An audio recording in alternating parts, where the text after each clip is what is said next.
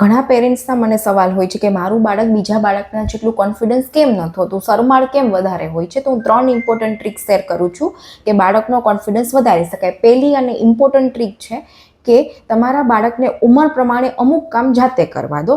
જેમ કે કબાટમાંથી પોતાના કપડાં કાઢવા, સવારે સ્કૂલની બેગ લઈ જવાની, જેમાં સાંજે ચોપડા પોતે જાતે પેક કરી શકે અને પોતાની પથારી જાતે એને સંકેલી અને સારી કરવાની છે.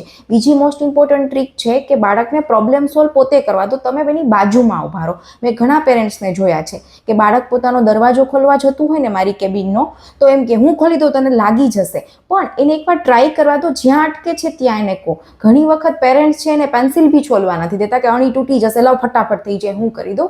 પણ એને તમે કરવા દેશો તો શીખશે તો એને કોન્ફિડન્સ એવો થશે કે હું બધું જ કરી શકું છું. ત્રીજી મોસ્ટ ઇમ્પોર્ટન્ટ ટ્રીક છે કે તમારા બાળકની કમ્પેરિઝન ના તો એના નાના ભાઈ બહેન જોડે કરો, ના કઝિન્સ જોડે કરો, કે ના સ્કૂલના બીજા કોઈ બી છોકરાઓ કે છોકરીઓ જોડે કરો. પણ જ્યારે કમ્પેરિઝન કરો છો ત્યારે બાળકના મનમાં પોતાને કંઈ નથી આવડતું એવી ભાવના ડેવલપ થાય છે. બાળકનો કોન્ફિડન્સ તો તૂટે છે, પણ નવું કરવાની ભાવના બી બિલકુલ ખતમ થઈ જાય છે.